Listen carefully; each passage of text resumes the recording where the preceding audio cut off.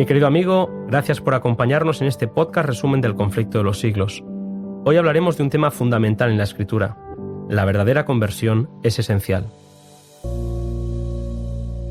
Este capítulo está dedicado a hablar de los efectos que tiene en la vida de los creyentes la palabra de Dios cuando es predicada con fidelidad. El apóstol Pablo declara que el Evangelio es poder de Dios para salvar a todo aquel que cree, Romanos 1:16. Y donde quiera es predicado el Evangelio, la verdad ilumina la conciencia del que escucha, convenciéndolo por el espíritu de pecado, justicia y juicio. La palabra reconcilia al hombre con Dios y lo invita a aceptar al Cordero de Dios que quita el pecado del mundo. Al ir a Jesús, por la acción del Espíritu, el creyente entiende la magnitud del pecado que lo ha separado de Dios y vive un arrepentimiento que le hace vivir una vida diferente como nueva criatura en Cristo Jesús. Donde antes había orgullo, ahora hay humildad. Donde había vanidad, ahora hay discreción. Donde había corrupción, ahora hay pureza. El apóstol Santiago enfatiza la necesidad de una fe que se viva acompañada de obras, es decir, resultados. De estos resultados habla Jesús cuando dice: «Por sus frutos los conoceréis». Elena White afirma que una reforma en la vida es la única prueba segura de un verdadero arrepentimiento. En contraste con esta verdadera reforma ocasionada por el Espíritu en la vida del creyente, Elena White expone otro tipo de reavivamientos que, según afirma, excitan las emociones y satisfacen la inclinación por lo nuevo y lo extraordinario. Habla de aquellos servicios religiosos que buscan apelar a las sensaciones o emociones, pero que manifiestan poco interés en lo que la Biblia dice cuando contradice lo que las personas quieren. Creyentes que no están dispuestos a negarse a sí mismos, que no renuncian al orgullo o al amor por las cosas mundanas. Personas que no se parecen a Jesús ni están dispuestas a ser mansas o humildes como Él lo fue. Elena White afirma con tristeza que el poder de la piedad ha desaparecido casi enteramente de muchas de las iglesias. Cuando la fe es una moda, pero no transforma el corazón, entonces la verdadera piedad o influencia del Espíritu no se percibe como debería ser. Leemos que dondequiera que los hombres descuidan el testimonio de la Biblia y se alejan de las verdades claras, que sirven para probar el alma y que requieren abnegación y desprendimiento del mundo, podemos estar seguros de que Dios no dispensa allí sus bendiciones. En la misma línea de pensamiento también podemos leer un concepto falso del carácter perpetuo y obligatorio de la ley divina ha hecho incurrir en errores respecto a la conversión y santificación, y como resultado se ha rebajado el nivel de la piedad en la Iglesia. Muchos maestros aseveran que Cristo abolió la ley por su muerte y que desde entonces los hombres se ven libres de sus exigencias. Algunos la representan como un yugo enojoso y en contraposición con la esclavitud de la ley presentan la libertad de que se debe gozar bajo el Evangelio. Querido amigo, la creencia de que Cristo abolió con su muerte la ley de su Padre no tiene fundamento. Si hubiese sido posible cambiar la ley o abolirla, entonces Cristo no habría tenido que morir para salvar al hombre de la penalidad del pecado. La muerte de Cristo, lejos de abolir la ley, prueba que es inmutable. Jesús dijo: «No penséis que vine a invalidar la ley. Hasta que pasen el cielo y la tierra, ni siquiera una jota ni una tilde pasarán de la ley». Mateo 5, del 17 al 18. La ley de Dios, por su naturaleza misma, es inmutable. Es una revelación del carácter y de la voluntad de su autor. Dios es amor y su ley es amor. Sus dos grandes principios son el amor a Dios y el amor al hombre. Por eso Pablo afirma de forma contundente: el amor es el cumplimiento de la ley. Romanos 13:10. Además de amor, el carácter de Dios es justicia y verdad. De nuevo, tal es la naturaleza de su ley. Dice el salmista: «Tu ley es la verdad, todos tus mandamientos son justos». Salmo 119, versículos 142 y 172.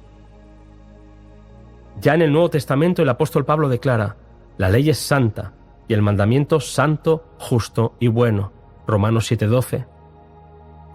La ley que se dice abolida en la cruz es expresión del pensamiento y la voluntad de Dios y por lo tanto ha de ser tan duradera como su autor. Reconciliar al hombre con Dios no es simplemente un sentimiento de amor fruto de la emoción, es ponerlo de acuerdo con los principios de su ley, verdadero fundamento de su gobierno. Esta reconciliación no puede existir sin reconocimiento de pecado. El Espíritu tiene como fin convencernos de dicho pecado, que es lo que hará que sintamos necesidad de un Salvador. Pablo declara que por la ley es el conocimiento del pecado, Romanos 3:20, ya que, como dirá Juan, el pecado es transgresión de la ley. 1 Juan 3:4. La ley es un espejo que muestra la imagen de un carácter perfecto y justo, y nos permite discernir los defectos de nuestro propio carácter. La ley es importante porque si el hombre no ve su condición perdida como transgresor de la ley de Dios, no puede ver con claridad su necesidad del perdón. Este es un asunto trascendental, y es por ello que Elena White aclara: la ley revela al hombre sus pecados, pero no dispone ningún remedio. Mientras promete vida al que la obedece, declara que la muerte es lo que le toca al transgresor.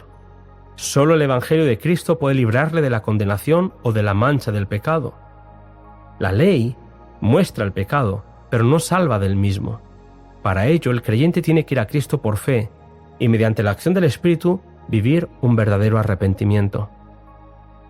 La santificación es el proceso mediante el cual nuestro carácter deformado por el pecado es hecho semejante al de Cristo por la acción del Espíritu en nosotros. Este proceso es fundamental en la vida de los creyentes. El cristiano sentirá las tentaciones del pecado, pero luchará continuamente contra él. Aquí es donde se necesita la ayuda de Cristo. La debilidad humana se une con la fuerza divina y la fe exclama: «Gracias a Dios que nos da la victoria por el Señor nuestro Jesucristo». 1 Corintios 15:57. Por si esta idea no ha quedado lo suficientemente clara, Elena White aclara que la obra de santificación no se puede realizar sino por la fe en Cristo, por el poder del Espíritu de Dios que habita en el corazón. La Biblia enseña que esta obra de santificación es progresiva. En un precioso pasaje de la carta a los Filipenses, Pablo escribió: «Una cosa hago, olvidando ciertamente lo que queda atrás y extendiéndome a lo que está delante, prosigo al blanco, al premio de la soberana vocación de Dios en Cristo Jesús». Filipenses 3:13. Es por ello que en este capítulo podemos leer las siguientes palabras: «No puede haber glorificación de sí mismo, ni arrogantes pretensiones de estar libres de pecado, por parte de aquellos que andan a la sombra de la cruz del Calvario». Los que viven más cerca de Jesús son también los que mejor ven la fragilidad y la culpabilidad de la humanidad, y su sola esperanza se cifra en los méritos de un Salvador crucificado y resucitado. El que se ve libre de pecado es porque no tiene verdadero concepto de la pureza y perfección supremas de Jesús, ni de la maldad y horror del pecado. Cuanto más lejos esté de Cristo y más yerre acerca del carácter y los pedidos de Dios, más justo se creerá el ser humano. Una fe que solo emociona pero no cambia no es fe. Una fe que no humilla pero enorgullece no es fe. El deseo de llevar una religión fácil que no exija luchas, ni desprendimiento, ni ruptura con las locuras del mundo puede ser popular, pero no es fe. Aunque San Juan habla mucho del amor en sus epístolas, no vacila en poner de manifiesto el verdadero carácter de esa clase de personas que pretenden ser santificadas pero siguen transgrediendo la ley de Dios. Juan dice: «El que dice, yo le conozco, y no guarda sus mandamientos, es mentiroso, y no hay verdad en él. Mas el que guarda su palabra, verdaderamente en éste se ha perfeccionado el amor de Dios». 1 Juan 2, 4 y 5. La santificación expuesta en la Escritura abarca todo el ser, espíritu, cuerpo y alma. El cristiano conservará todas sus facultades en la mejor condición posible. Su cuerpo es templo del Espíritu Santo y no se dejará esclavizar por ningún hábito pernicioso. La vida del cristiano debe ser una vida de fe, de victoria y de gozo en Dios, porque al contemplar a Cristo, su vida está siendo transformada. Elena White anuncia con alegría que en todas las iglesias hay verdaderos discípulos de Cristo, y declara que antes que los juicios de Dios caigan finalmente sobre la tierra, habrá entre el pueblo de Dios un avivamiento de la piedad primitiva, cual no se ha visto nunca desde los tiempos apostólicos. Es precioso saber que habrá un tiempo en el que el Espíritu y el poder de Dios actuarán sobre muchos, tanto ministros como laicos, que aceptarán gustosamente esas grandes verdades que Dios ha hecho proclamar en este tiempo, a fin de preparar un pueblo para la segunda venida del Señor.